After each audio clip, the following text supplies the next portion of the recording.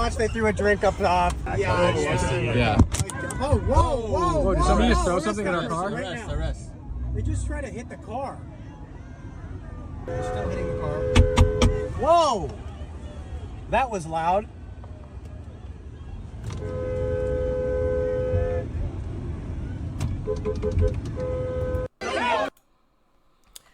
I wasn't going to comment on this incident, but several of you have asked me if I've seen it and wanted to know my opinions on this entire situation. So what you just saw there was some gentlemen who went to an HBCU, Tennessee State University, and set up a table, Charlie Kirk style, ready to debate folks. Well, the HBCU students didn't like that so much, so they basically ran them off the campus, and that is what you saw there for anybody who might have been confused by that first clip there. And it's just a shame. I'm just gonna play this clip and let you guys hear this, all right? Because it's important. Check it out. Seems to me that Tennessee State University, the HBCU school, that would not let the student, or they done something on campus when the student wanted to set a table up and they acted a fool. Baby, why y'all ain't acting a fool for them daggone grades?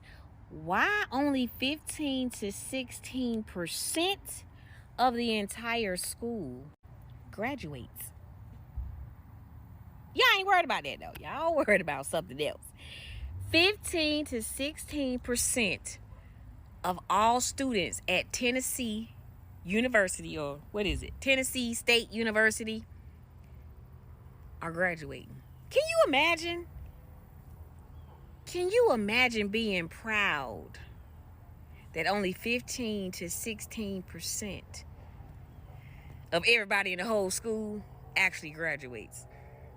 Yeah. Y'all focus on the wrong thing. I'm gonna need y'all to focus on what's important, because baby, that wasn't important for y'all to show y'all ass like that. And y'all wonder why. Y'all wonder why. Talk that talk, sis. Talk that talk, sis. Now, I will correct her in stating that the graduation I can't even talk. Graduation rate, I was combining the two words, at Tennessee State University isn't 16%. It is 34%. Okay? 34%. So it's about double what she said there. Now, to put that into perspective, because everything has to be put into perspective, we got to have a little bit of context here. The national graduation rate at college campuses, excluding HBCUs, because, we're taking out the HBCU because, obviously their number was 34%. If you exclude HBCUs, the national graduation rate at colleges is 72%. So just on a regular college campus that's not an HBCU, 72%. But you step on Tennessee State University, it's 34%. And that's the way they were acting. Jeez Louise. I really don't think I need to say a whole lot more. But check out this clip, because I think this brother was cooking. All we did was set up a table.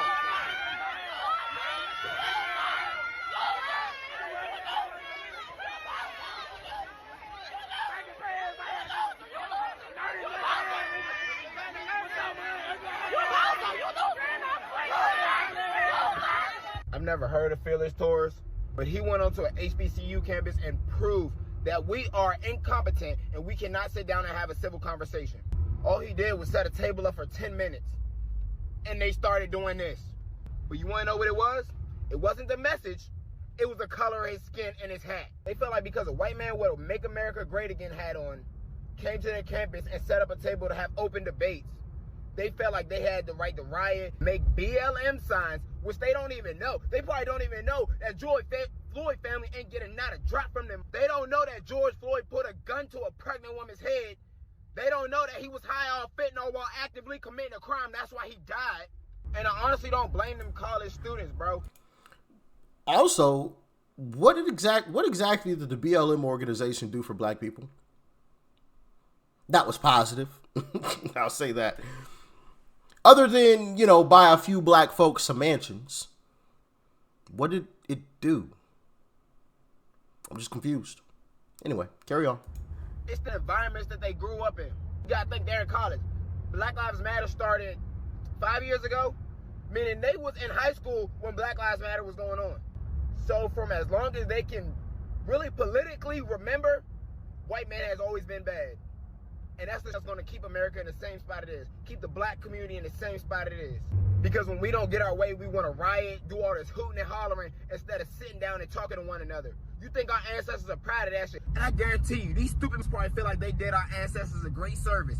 No, our ancestors are rolling over in their graves right now because y'all don't know how to act. Our ancestors didn't act like this. They sat there and they talked with their voices. They wanted to be heard. Y'all don't want to be heard. Y'all just want to start riots and shit, yo. Y'all don't want to sit down and have a conversation with nobody. Like I said, it's not the message that he was trying to send. To sit down and have a civil conversation. They did not like the color of that dude's skin.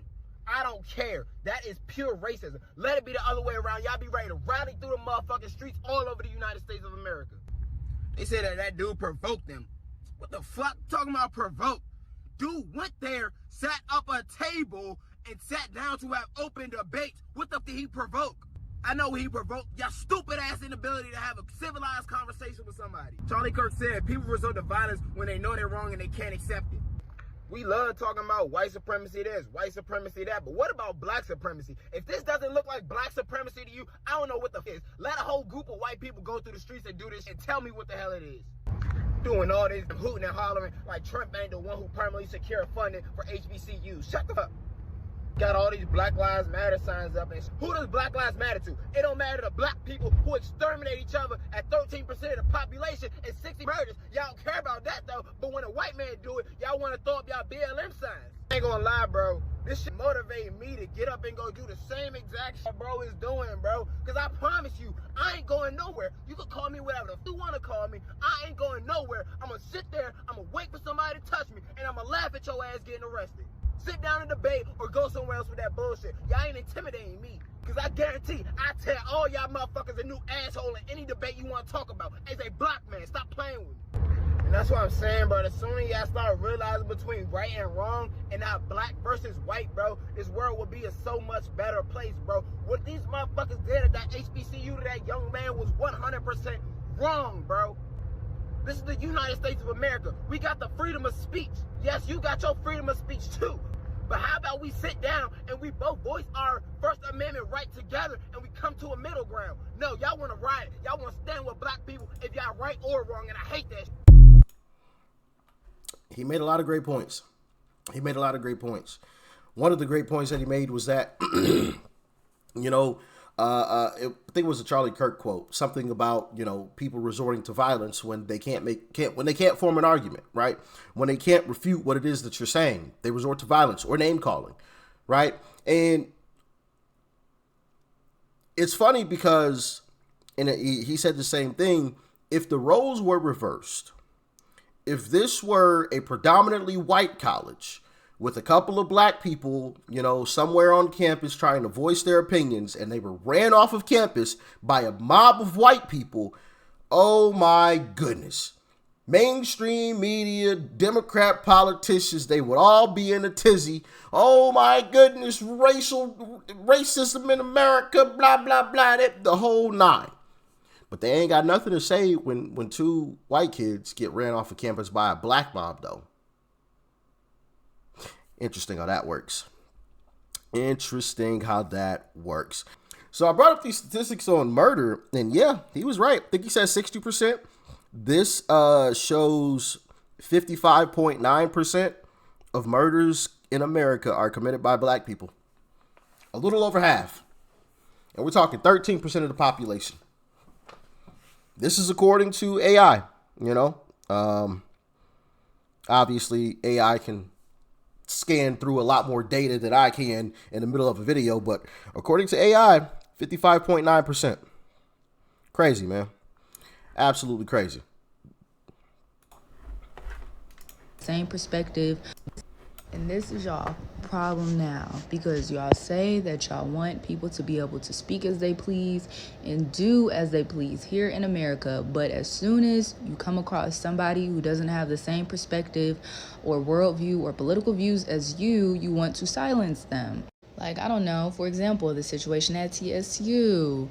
Why not just go up there and engage in dialogue with them? Why not debate them? Why not try to have a conversation and reach a consensus or change their minds? Or you don't even know, like, you may be open to your mind being changed, or you may actually agree with some of their talking points. But if we don't engage in dialogue, then it's like, it's just going to be one side against the other side. It's never going to be like a situation where we reach middle ground. And it's really sad because you can't bully people into submission. So going up there and throwing ad hominem attacks at them, verbally attacking them, putting your middle fingers up, calling them names, taking their property, the signs that had the prompts on them with the questions that they wanted to pose to the students, taking their signs, throwing them, or taking them and running away with them. Like, that's childish. And y'all were screaming at them and laughing at them.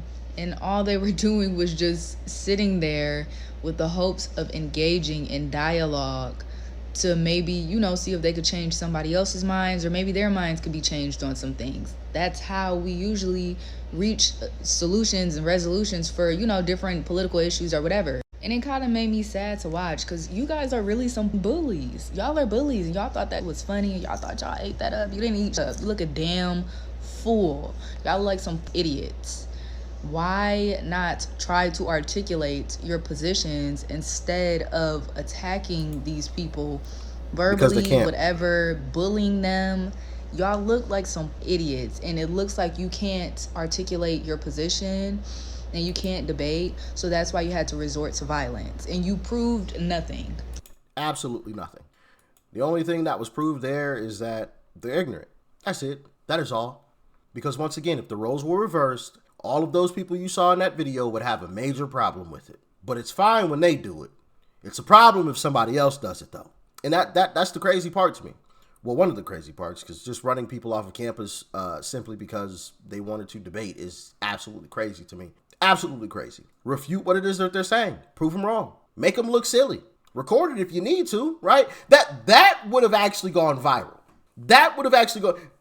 If you would have had a couple of students, right, at the HBCU, record their interaction with these two gentlemen, record their debate, and prove that they were wrong in their stance, right, the two white gentlemen, that would have gone viral.